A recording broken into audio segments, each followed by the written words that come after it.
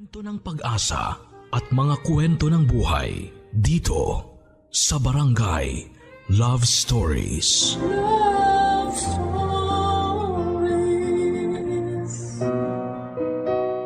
May mga bagay na wala tayong kontrol sa buhay. Isa na rito ay kung sino ang magiging mga magulang natin o ang mga opinyon ng ibang tao sa atin. Ikaw, kapuso, paano mo haharapin ang katotohanan kung malaman mo na isa ka palang lihim na bunga ng pagkakasala? Dear Papa Dudut,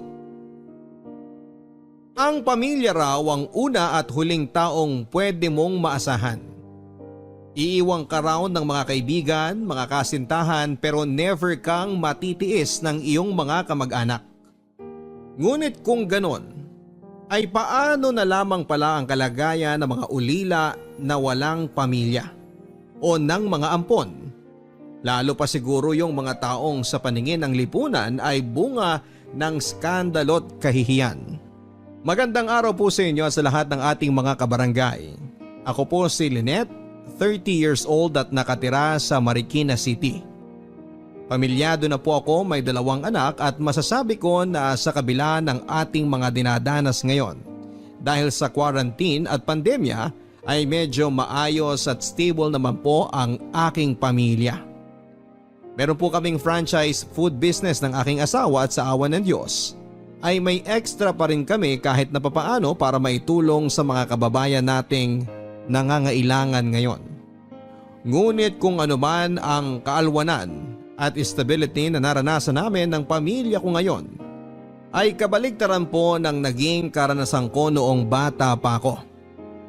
Stowaway po kasi ako, Papa Dudut. Pinanganak at lumaki po ako sa Bacolod, ngunit noong 17 years old po ako ay naglayas ako sa amin at nagpa-Maynila. Kaya kung ano man ang tinatamasa ko ngayon, ay masasabi ko po na bunga ang lahat ng ito ng aking sariling tapang at pagsisikap. Kahit na lumaki po ako with a silver spoon at nanggaling sa isang mayaman at may impluwensya na pamilya. Bastarda po kasi ako, Papa Dudut, at hindi lang po basta-bastang bastarda. Anak po ako ng tatay ko sa katulong nila ng pamilya niya. At nalaman ko lang po yun noong 17 years old ako. Kaya naman sa loob din ng 17 years ay wala akong kaalam-alam na bunga pala ako ng isang skandalo at kahihiyang itinago ng mga taong nasa paligid ko at sa loob ng mahabang panahon.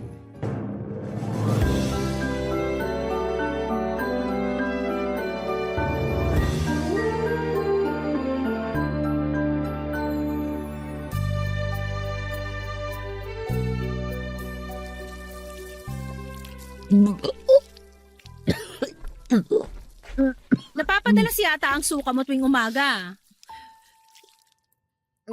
May nakain lang po ako, ma'am. May nakain? Abay, ano ba yung nakain mo? Bakit hindi mo pa yan ipatingin sa doktor? Wag na po. Mawawala din po siguro ito. Ah, hindi. Mamayang hapon sasamahan kita sa doktor. Wag na po, ma'am. Bakit? Ayaw mo? Marami pa po kasi akong gagawin dito sa bahay. Amo mo ako. Ako na nga nagsabi na pwede ka mag-break ngayong hapon at ako pa mismo ang sasama sa'yo sa doktor dahil concerned ako sa'yo eh. Wag na po, ma'am. Okay lang po ako. Bakit? Natatakot ka bang malaman ko? Nabuntis ka? Po? Hindi po ako buntis. Saan niyo naman po nakuha yung... Eh bakit ka namutla bigla? Huling-huli ka na dyan sa reaksyon mo. Hindi po ako buntis, ma'am. Kahit na magmaluwag na damit ka pa araw-araw, mapapansin ko yung tiyan mo dahil buntis din ako. Alam na alam ko ang sintomas ng pagiging buntis. Hindi po, ma'am. Ilang buwan na yan? 4? 5? Sinong tatay niyan? Ma'am, hindi po ako buntis. Maniwala po kayo. Si Anton ba? Hindi po. Eh sino? Yung tatay ni Anton? O si Mang Ambo na 60 anyos na? Silang 3 lang naman ang mga lalaki dito sa bahay na to ah. Ma'am, hindi po talaga. Ano bang sigawan dito? Oh, bakit umiiyak si Cora? Umamin ka na, Anton! Umamin na kayo! Ano ba yan, Christina? Na naman ba tayo? Alam ko naman na naglalagdian kayo eh! Yung mga tinginan nyo, akala nyo hindi ko napapansin? Ewan ko sa'yo. Tigilan mo na si Cora, ah! Tigilan, huwag mo akong talikuran. Yan ang problema sa'yo eh. Kapag kinukumpronta ka na, palagi mo akong sinashutdown. Palagi kang umiiwas. Dahil walang katotohanan yung mga sinasabi mo. Ah, ganon. Halika, tingnan mo to. Mama, ano pong ginagawa niyo? Tingnan mo kung gaano kalaki ang tiyan ng haliparot na to. Ma'am, tama na po. Ano ba, Christina? Para ka na nabubuang! Dahil ginagawa niyo akong tanga. Bakit hindi pa kayo umamin? Alam naman ng lahat ng tao dito eh. Nahahalata na ng lahat na kinakabit mo tong katulong natin. At hindi ko na kayang magpanggap na wala ko napapansin. Dugo! Inudugo kayo, ma'am! Mga hayop kayo! Calm down, Christina. Christina, everything's gonna be okay. Hayop kayo! Cora, sabihin mo kay Makambo, ihanda sa sakyan! Nakunan po ang legal na asawa ng aking ama na si Anton. At dahil din po sa nangyari ay nalantad na rin po ang katotohanan na nabuntis ng ama ko ang katulong nila ng pamilya niya na si Cora. Pero hindi po siya na ipaglaban ng tatay ko dahil katulong nga lang nila ito. At dahil nga po sa nangyari ay naging malaking iskandalo po sa immediate family ng tatay ko ang pagkabuntis niya sa katulong nila. Sa katunayan ay binalak pa nga po nila akong ipa-abort. Kaya lang ay hindi talaga pumayag ang nanay kong si Cora na malalim din ang takot sa Diyos. Bilang kapalit ay kinumbinsi na lamang po ng mga magulang ng tatay ko at ni Christina na kunin ako at palabasing tunay na anak ni na Anton at Christina upang makaiwas po sila sa kahihiyan. At bilang pangumpromiso ay nakiusap po ang nanay kong si Cora na hindi siya tanggalin sa trabaho para rin maalagaan niya ako kahit na papaano. Pareho po kasing maimpluwensya ang pamilya ng tatay ko at ni Christina sa probinsya. Sa katunayan ay nagbabalak pa po noon na tumakbo bilang board member ang tatay ni Christina. Kaya naman maski siya ay wala na ring nagawa ng ipuwersa sa kanila ng mga magulang nila na itago ang iskandalo sa pamamaraan ng pag-ampun sa akin at pagpapalabas sa ibang tao na ako ang ipinagbuntis niya.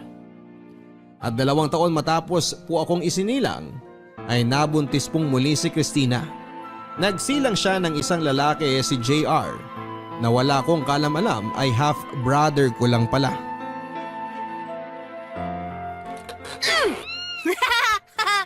Ayan! Edi mukha kang mami! Anong ginagawa mo kay Miming? Bitiwan mo nga siya!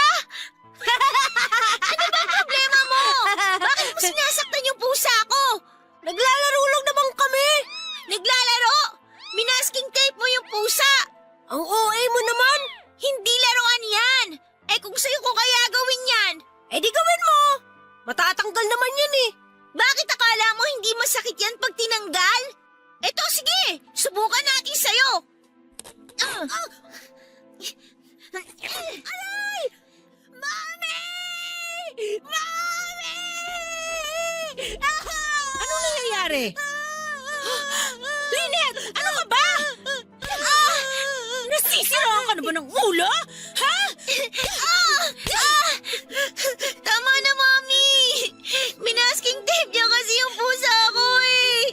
Pinaparamdam ko lang sa kanya yung ginawa niya! Pinaparamdam? Sasaktan mo kapatid mo para lang dyan sa pusa mo na yan? Napaka-bobo mo! Tama na po, Mami! Sorry po! Sorry po! Ma'am, bakit yung sinasaktan si Lynette? Tingnan mo itong ginawa ni Lynette kay JR. Namumula ang kilay, minasking tape at saka tinanggal. Lynette, bakit mo ginawa yun? Yaya! Yaya! Hindi ko naman po sinasadya. Binasking tape niya kasi si Miming eh. Habang tumatanda yung batang yan, sumasama ang ugali. Bukas na bukas, itapon mo yung pusa na yung Cora. Wag! Anong wag? Pagsisimulan pa ng away nyo yan. Bukas ayoko nang makita yung pusa na yan dito. At kahit na kailan, ayoko nang makakita ng mga alagang hayop dito. Be! Buti nga sa'yo! Buwisit ka talaga, JR! Ano ba? Sinabi ko nang tumigil ka na eh! Tama na! Tama na ho! Kinabukasan ay hindi ko na nga po nakita ang aking alagang kuting papadudot. Tandang-tanda ko, hindi po ako matigil sa kakaiyak noon. Napakasakit po sa dibdib ko dahil kuting lang po yun na galing kalsada at sumunod sa akin sa pag-uwi ko. Akala ko po'y na-rescue ko na siya, ayun pala'y ibabalik din siya sa kalsada. Medyo nahimasmasan lang po ako ng konti noon nang sinabi sa akin ni Nanay Cora na hindi naman daw niya itinapon ang kuting, kundi ay ibinigay daw niya sa kamag-anak nila para masigurong mapupunta ito sa mabubuting mga kamay. Sa totoo lang po papadudot, bata pa po ako ay may pakiramdam na akong ampon ako. Kahit na kamukhang kamukha ko po ang tatay ko. Bata pa kasi ako ay never ko na pong naramdaman na mahal ako ng itinuturing kong nanay na si Christina. Maski ang mga lolo at lola ko ay cold ang pakikitungo sa akin. At halatang may paborito po silang lahat, si JR. Ang tatay ko naman po ay sala sa init, sala sa lamig. Kung minsan ay mabait sa akin pero madalas ay pakiramdam ko'y napakalayo niya sa akin. At sa loob po ng mahabang panahon ay binagabag ako kung ano ba ang mali sa akin. Inisip ko kung ano ba ang pagkukulang ko. Masipag ako mag-aral, may itsura naman ako, masunuri naman ako. Iniisip ko noon ay baka dahil babae kasi ako at mas pinapapaboran nila si JR dahil siya ay lalaki. Yun pala ay mas malalim ang kadahilanan at higit sa lahat ay wala naman pala akong kasalanan. Sa loob ng mahabang panahon ay si Nanay Cora lamang ang pakiramdam ko'y kakampi ko sa bahay na yon. At may mga araw na iniisip ko na sana'y siya na lamang ang naging nanay ko. Wala akong kaalam-alam na yon pala ang totoo. Barangay Love Stories. Barangay Love Stories. Ang mga Kapuso shows mapapanood at mapapakinggan din abroad via GMA Pinoy TV, GMA Live TV at GMA News TV channels. Para mag-subscribe, visit www.gmapinoytv.com. Follow us also at GMA Pinoy TV on Facebook, Twitter, Instagram, YouTube, Viber, and TikTok for the latest updates on Kapuso programs, artists, events, promos, and more. Salamat, Kapuso! Barangay Love Stories. Barangay Love Stories. Noong 16 years old po ako, sa kasamaang palad ay na-stroke po si Nanay Cora at hindi na niya naigalaw ang kalahati ng katawan niya. Dahil sa mga nangyari ay pina-early retirement na po siya ng mga lolo at lola ko. Sobrang lungkot ko po noon, papadudot.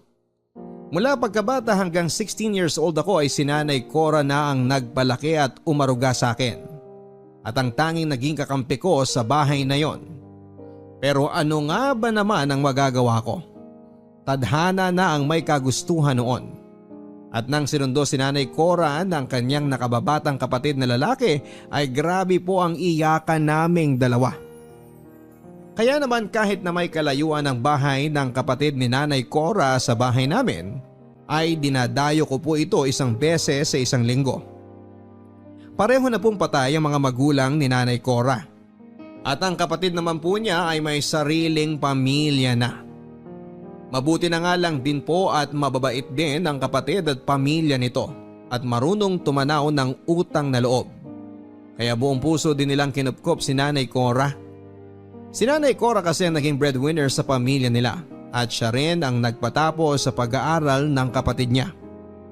Ngunit wala pong isang taon ay nagkaroon ng komplikasyon si Nanay Cora at naging labas-pasok na sa ospital.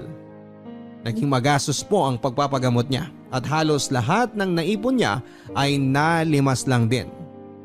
At sa mga panahon na na-ospital si Nanay Cora ay malimit ding pumupunta ako at ako pa minsan ang nagbabantay. Lingid sa kaalaman ng mga magulang ko. At sa pagbabantay ko nga po kay Nanay Cora noong lumala na ang kalagayan niya, ay nang nalaman ko ang buong katotohanan sa pagkatao ko. Nanay Cora! May sorpresa po ako sa inyo. Ano yun? Taran! Ito po, dinala ko kayo ng grapes. Naku, maraming salamat. Paborito ko yan eh. Sige po, subuan ko po kayo. Nahugasan ko na naman po ito. Sige, dyan mo na lang muna. Busog pa rin ako eh. Nanay Cora, yung tanghalian niyo daw po kanina halos hindi niyo nagalaw. Sige na po, pilitin niyo na pong kumain para lumakas kayo. Pakiramdam ko na hindi na ako magtatagal.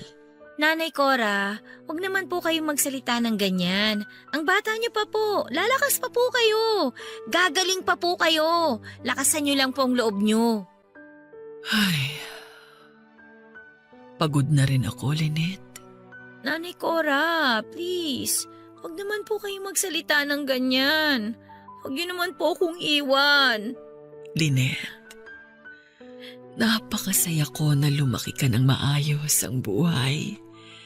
Na sa kabila ng maalwan na buhay na tinatamasa mo, nananatiling mabuti ang puso mo.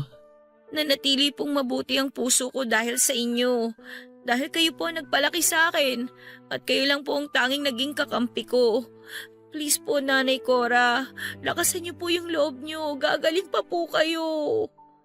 Lynette, may malaking kasalanan ako sa'yo. Po? Ano pong kasalanan? Lynette, anak. Ano po yun, Nanay Cora? Tuwang-tuwa ako kapag tinatawag mo akong Nanay Cora. Siyempre naman po, dahil mas itinuring ko po kayong nanay kesa sa mami ko. Lynette, ako ang tunay na nanay mo. Po? Patawarin mo ako, Lynette. Naipit ako nung mga panahong yun. At hangad ko rin ay ang maging maayos ang kinabukasan mo. Pero kahit na kinuha ka nila sa akin, hindi ako pumayag na magkalayo tayo. Ipinaglaban kita. Kaya pumayag sila na manatili ako bilang katulong sa bahay ninyo. Para pwede pa rin akong magnanay-nanayan sa'yo. Ano po? Hindi ko po maintindihan. Hindi ko tunay na magulang sina Mami at Daddy. Pinaampun niyo lang po ako sa kanila.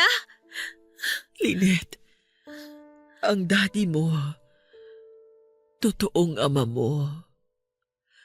At ako naman, ang totoong nanay mo. Po?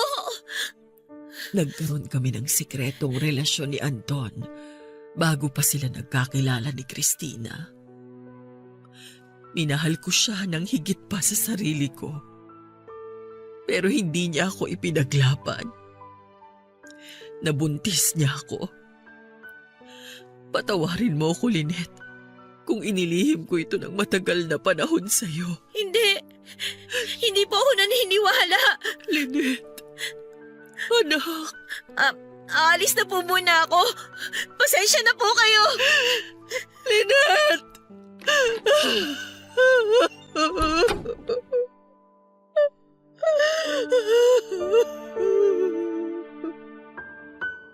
Para po akong binuhusan ng malamig na tubig sa mga narinig kong ipinagtapat sa akin ni Nanay Cora Papadudut.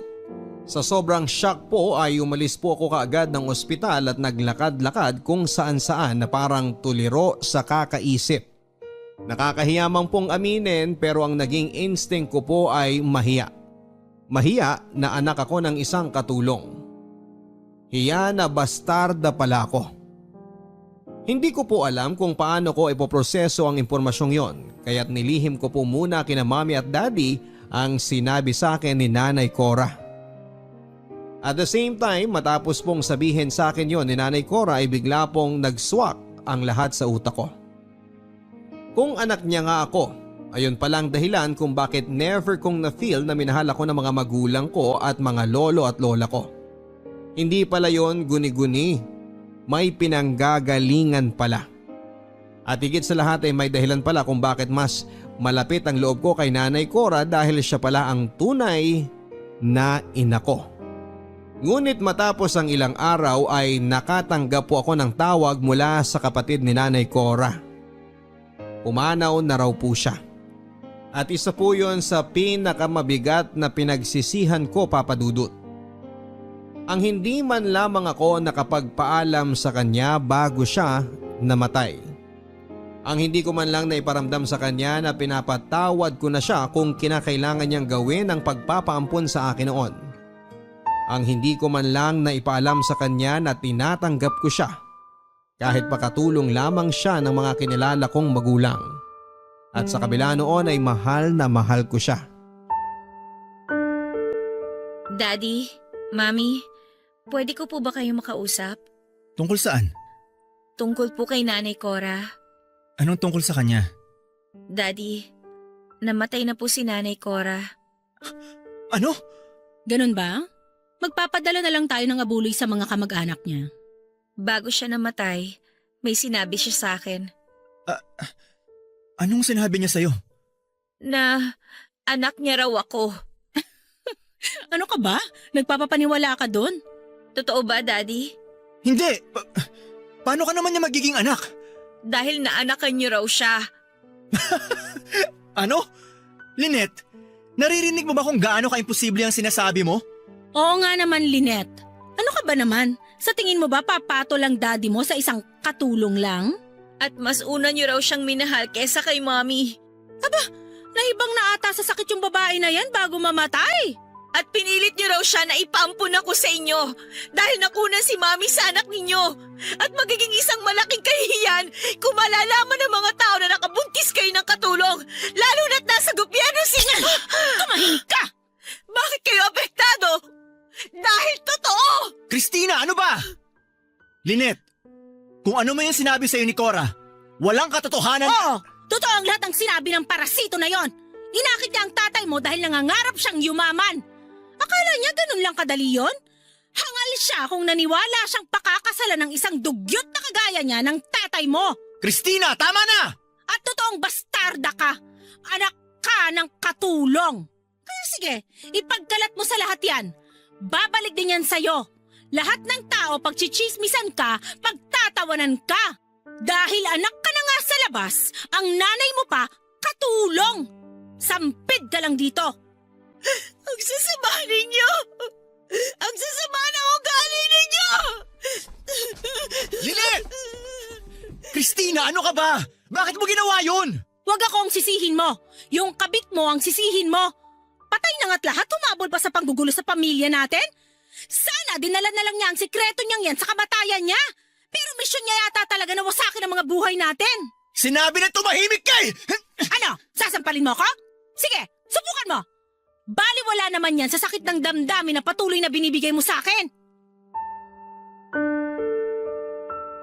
Kinausap po ako ng daddy ko ng personal pagkatapos ko silang kumprontahin ni Mami tungkol sa tunay kong pagkatao. Pagkatapos niya pong mag-sorry ay nakiusap lang po siya sa akin na huwag ko na lang daw ipagsabi sa ibang tao ang nalaman ko. Para daw sa ikakatahimik ng lahat ay ibaong ko na lang daw po kung ano man ang nalaman ko tungkol kay Nanay Cora. At mas makakabuti din daw po yun sa akin kaysa malaman pa ng mga tao na bastarda ko. Look at the bright side na lang daw po. At mabuti nga daw po na kahit na ganoon ang nangyari ay kinilala pa rin ako bilang tunay na anak ng mami ko at ng mga lolo at lola ko. Aaminin ko, Papa Dudut, na natukso na po akong itago na nga lang din po ang katotohanan. Natakot kasi akong husgahan at kutsain ng ibang tao. Pero hindi ko po kaya na magpanggap bilang isang tao na hindi naman ako. Sapat nang ako na lang ang niloloko nila. At hindi tama na pati sarili ko ay lolokohin ko rin. At dahil alam ko po na kahit na anong gawin ko ay never akong magiging sapat. At never akong matatanggap ni na mami at ng mga lolo at lola ko. Kahit na ano pang maging achievement ko sa buhay dahil sa paningin nila, isa akong malaking pagkakamali at kahihiyan. Ay minabuti ko po na maglayas na lang. Binenta ko po ang aking cellphone at iba pang mga gamit ko. At ang perang nakuha ko ay ipinambili ko ng tiket ng barko papunta ng Maynila. At ang natira ay ginawa kong puhunan para makapagsimula ng bagong buhay sa edad na 17 years old. Barangay Love Stories. Barangay Love Stories. Ang mga Kapuso shows mapapanood at mapapakinggan din abroad via GMA Pinoy TV, GMA Live TV at GMA News TV channels. Para mag-subscribe, visit www.gmapinoytv.com. Follow us at GMA Pinoy TV on Facebook, Twitter, Instagram, YouTube, Viber, and TikTok for the latest updates on Kapuso programs, artists, events, promos, and more. Salamat, Kapuso! Barangay Love Stories. Barangay Love Stories.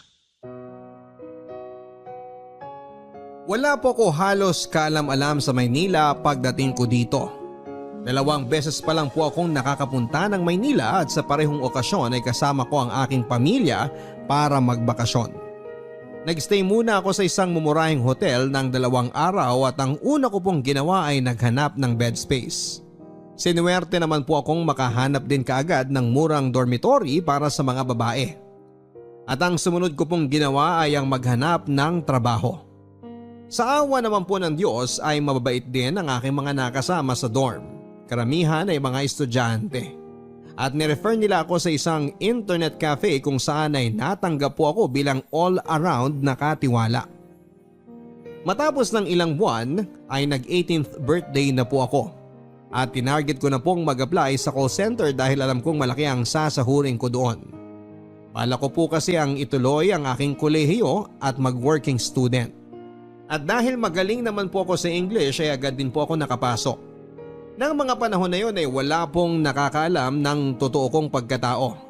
Liban sa mga papeles na kailangan ko pa rin lagyan ng totoo kong impormasyon. Kapag nagkikwentuhan kami ng mga kaibigan ko ay sinasabi ko na lang na patay ng pareho ang mga magulang ko at solong anak lamang ako para wala ng tanong-tanong. At kahit na mabigat pa rin sa loob ko, kahit na papaano ang magsinungaling sa mga ganong bagay, pakiramdam ko po ay for the first time in my life ay malaya na ako at hawak ko ang aking sariling buhay. Ngunit isang araw ay nagulat na lamang po ako nang sinabihan akong may bisita raw na naghahanap sa akin sa dorm. Ang tatay ko. Sigurado kang kape lang ang order mo? Busog pa ho ako. Bakit ba kayo nandito? Lynette, ang tagal kitang ipinahanap. Bakit? Hindi ba obvious na naglayas ako at ayoko na sa bahay na yon? Lynette, hindi naman kita pipilitin na bumalik sa atin. Ang sa akin lang, please keep in touch. Kahit na anong mangyari, ama mo pa rin ako. Hindi ko ho kailangan ng tulong ninyo. Lynette, please. Patawarin mo na ako. At huwag kayong mag-alala. Kung naparito kayo para siguraduhin na wala akong pinagsabihan ng lihim ninyo, huwag na kayong mabahala. At wala rin naman sigurong matinong tao na gugustuhin ipagkalat sa mga tao na bastarda at unwanted child siya. Lynette, hindi ako naparito para dyan. I was worried about you. Sobra ako nag-alala nung umalis ka. Hindi ako makatulog kakaisip kung napano ka. Hindi ako pinapatulog ng konsensya ko.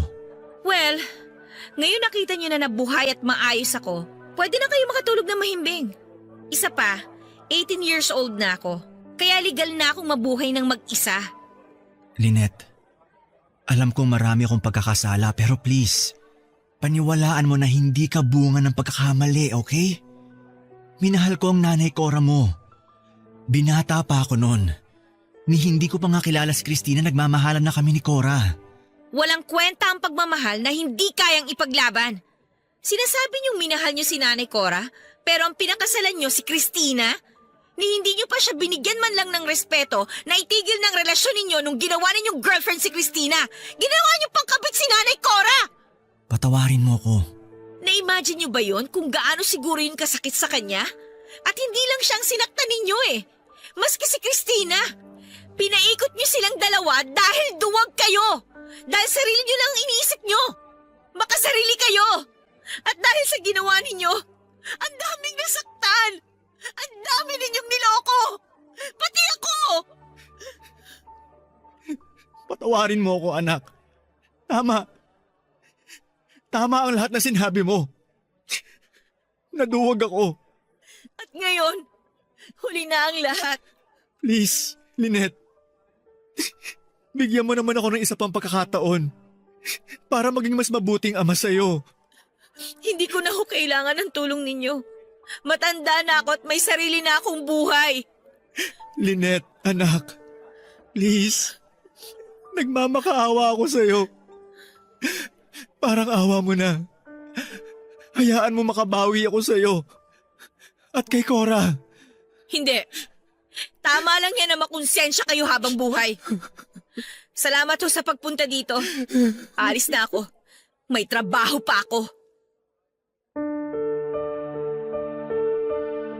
Sumubok pa pong kumontak ang ama ko sa akin pero hindi ko na po ito pinansin. Sa katunayan, kapag birthday ko po o kaya'y Pasko ay nagpapadala po ito ng pagkain o regalo na palagi ko rin pong pinababalik at tinatanggihan. Ngunit kahit pala ilang beses ko po itong ipinababalik ay patuloy pa rin po ang pagdating ng mga regalo tuwing may okasyon. At maski nang makagraduate na po ako at lumipat na po ako ng apartment, nang mas nakaipon na ay natuntun pa rin po ako ng messenger ng ama ko. At syempre tinanggihan ko pa rin ang mga regalong galing sa kanya. Hanggang sa na-promote na nga po ako bilang team leader sa call center na pinagtatrabahuhan ko. Nagka-boyfriend and eventually ay nagpakasal na rin at nagkapamilya. Pero panay pa rin po ang dating ng mga regalo lang tatay ko tuwing may okasyon. At siguro ay dahil na rin sa messenger niya ay nagiging updated na rin siya sa mga nangyayari sa akin. At isang araw po ay nagulat na nga lang po ako nang dumating ang ama ko sa bahay namin. Pero hindi ko po siya pinapasok at sinabi kong hindi ko ipapakita ang mga apo niya. Bagay na alam kong dinibdib niya ng husto. Hanggang sa isang araw ay kinontak po ako ng messenger ng ama ko na wala namang okasyon. Ibinalita nito na may stage 4 cancer na raw ang ama ko at mukhang hindi na magtatagal pa. Huling-hiling daw nito ay magkausap kami sa huling pagkakataon at siguro'y lukso ng dugo na nga rin po papadudot o kundi may nakonsensya na rin po ako siguro kahit na papaano. Kaya't naisipan kong bumalik sa probinsya kasama ang pamilya ko and for the first time ay magkakaroon na kami ng totoong closure ng ama ko.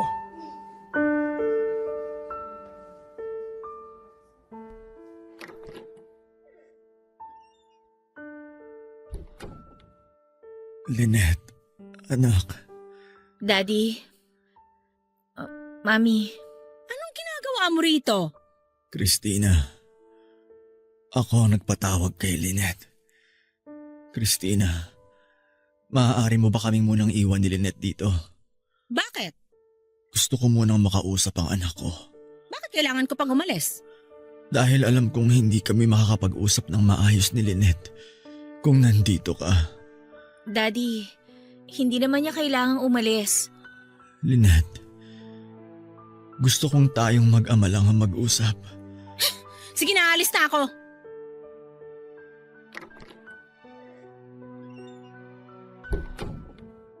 Bakit niyo pa ho pinaalis si Mami? Dahil ayaw kong marinig niya ang sasabihin ko. Lynette, patawarin mo na ako. Huwag niyo na po masyadong i-stress ang sarili niyo. Lynette, ang dami kong pagkakamali na nagawa sa buhay. At ayoko mamatay nang hindi ko itinatama yon. Sa'yo, sa nanay Cora mo. Huwag niyo na pong alalahanin yun. Sigurado akong matagal na kayo napatawad ni Nanay Cora bago pa man ninyo hingi ng kapatawaran niya. Patawarin ninyo ko, Lynette. Patawarin niyo ko ng nanay Cora mo. Naging mahina ako. Hindi ko kayo ipinaglaban. Nagpadala ako sa takot sa mga magulang at sasabihin ng ibang tao. Naging makasarili ako. Nauunawaan ko na po kung kinakailangan ninyong gawin yun noon at pinapatawad ko na rin po kayo.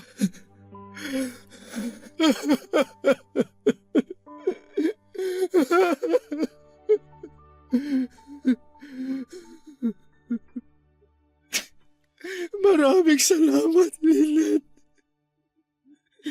Maraming salamat.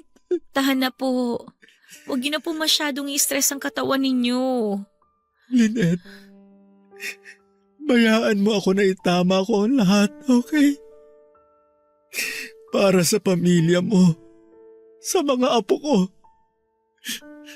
Ang kalahati ng ari-arian ko, sa'yo ko ipapamana. No, ayoko po. Lynette, naisulat na namin yun ng abogado ko. Tiyak kong magagalit si Christina, pero huwag ka magpapatinag sa kanya. Daddy, ayoko po ng pera ninyo. Kaya nga po ako umalis sa atin para mapatunayan ko na kaya kong mabuhay ng mag-isa nang hindi nakaasa sa yaman ninyo ni Mami. Lynette, alam ko naman yun. Pero please, this time, sana tanggapin mo na ang regalo ko sa huling pagkakataon. Parang hindi na po ma-stress pong lalo si Daddy ay sinabi ko na rin po na tatanggapin ko ang mana ko kahit na wala naman talaga akong balak na kunin yon. Isa pa ay alam ko rin pong magiging isang malaking issue sa mga kamag-anak ko kapag tinanggap ko ang pera.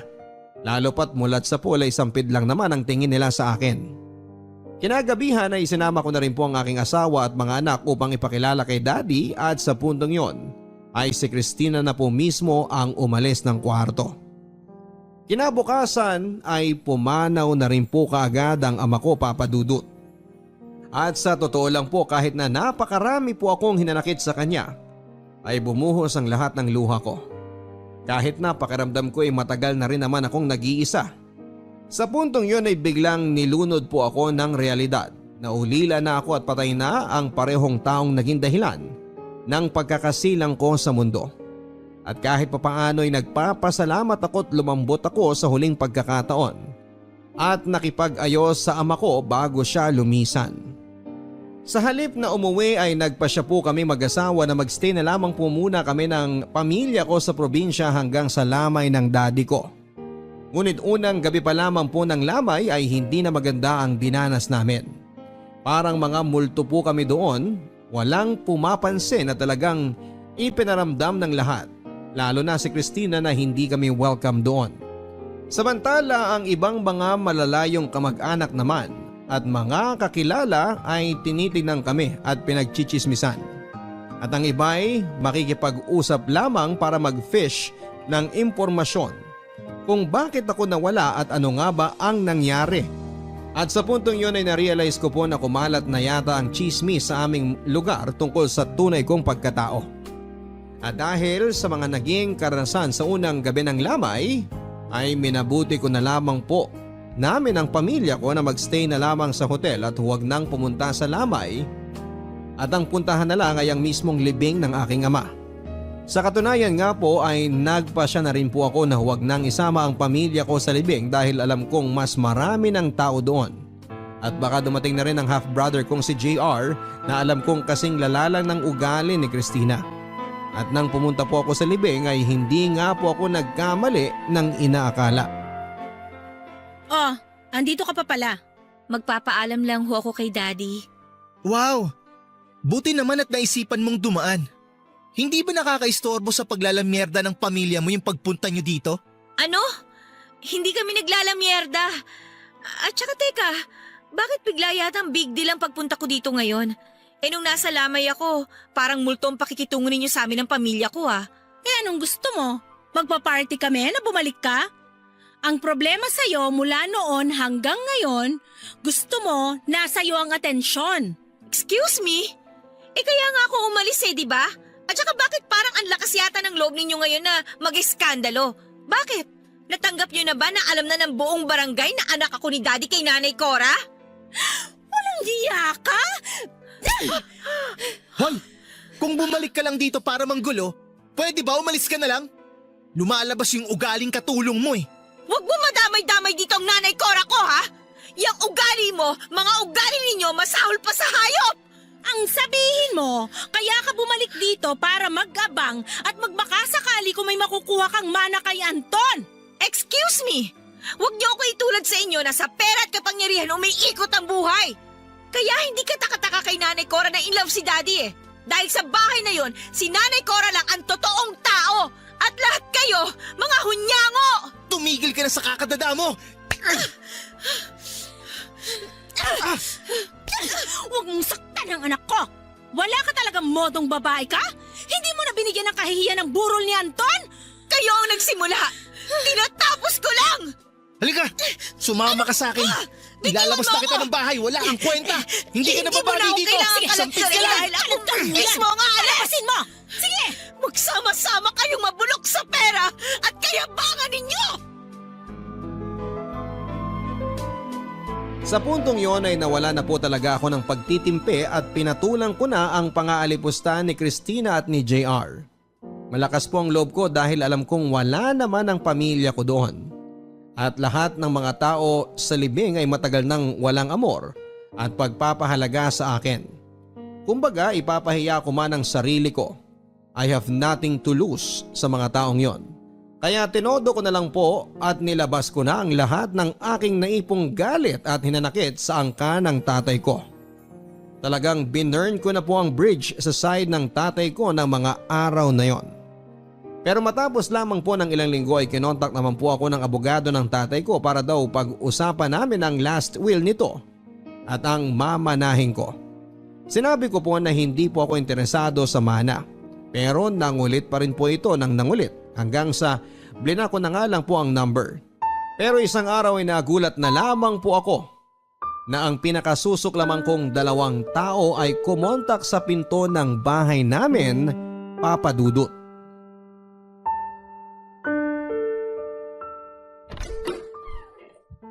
Anong ginagawa niyo rito? Magandang araw ho. Ma'am Lynette, pasensya na po sa abala kung nabigla kayo sa pagdating namin.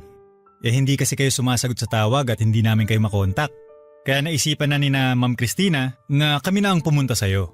Hindi ba't sinabi ko na nga po na ayoko niyang mana na yan? Makakaalis na po kayo. Sandali! Ano ba? Tingnan mo tong taong to. Napakagaspang talaga ng ugali mo no? Ang haba-haba ng binyahe namin, tapos pagsasarahan mo lang kami ng pinto? Sinabi ko bang pumunta kayo dito? Sinabi ko na naman dyan sa abogado ninyo na ayoko na ng mana na yan eh. Ma'am, hindi ho kasi ganun kadali yun. Kaya nga po kami nandito Alam mo, huwag ka nang magpanggap. Alam namin na kaya mo pinuntahan si Anton habang naghihingalo ay para makakuha ka ng mana niya.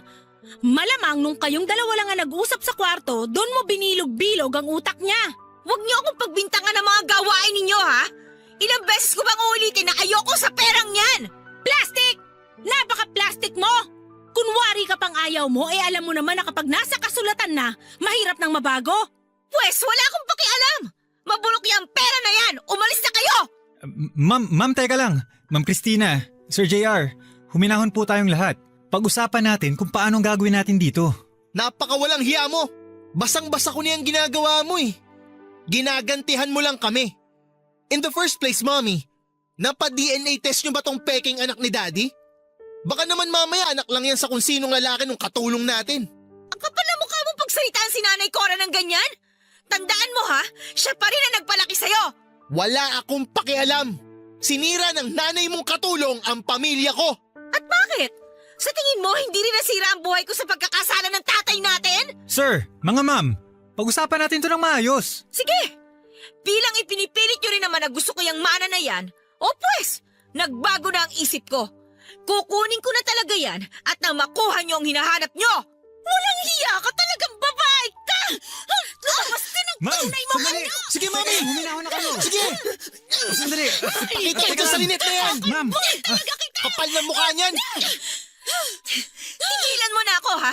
Kung ayaw mong kasuhan kita, nasa bahay ko pa kayo. Trespassing kayo.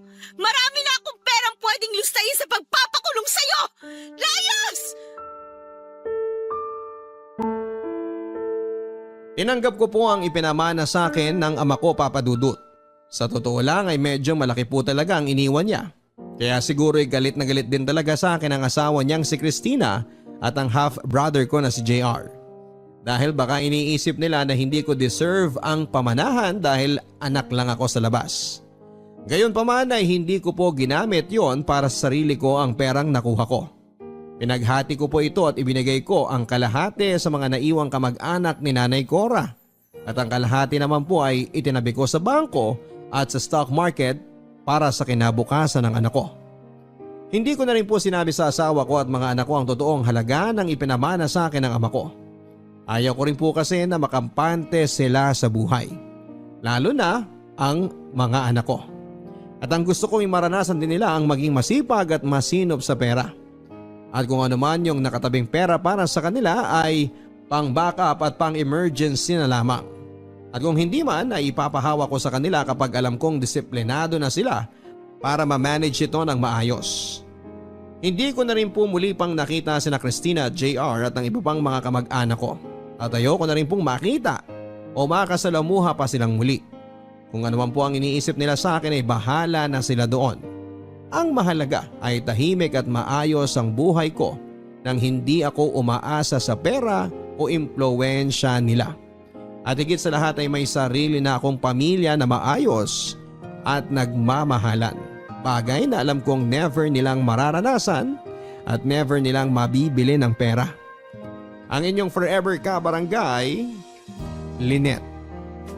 Fight or flight, tumakas o lumaban. Ang dalawang reaksyong yan lang daw ang maaaring pagpilian ng isang taong may kinakaharap na pagsubok. Ngunit sa kaso ni Lynette ay ginawa niya ang dalawa. Tinakasa niya ang kanyang mapang-alipustang pamilya upang makapagsimulang muli at igiit ang kanyang puwang sa mundo at karapatan na mabuhay ng may dignidad at respeto sa sarili sa kabila ng kanyang pagiging bastarda at anak sa kasambahay. Maraming salamat Lynette sa iyong matapang na pagbabahagi ng iyong buhay. Naging masalimuot man ang iyong nakaraan ay talagang nakaka-inspire na hindi ka nawala ng loob at tinalikuran pa ang maluwang buhay na iyong nakasanayan. At bagkos ay ginamit mo ang iyong hinanakit sa pamilya mo bilang motivation para maabot mo ang payapa at masayang buhay na iyong pinapangarap. Higit sa lahat ay masaya ako na ngayon ay may sarili ka ng pamilya at maayos at tunay na nagmamahalan.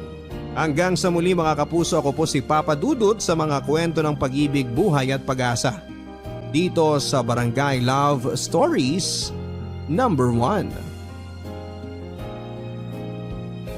Mga kwento ng pag-ibig, kwento ng pag-asa at mga kwento ng buhay dito sa Barangay Love Stories. Love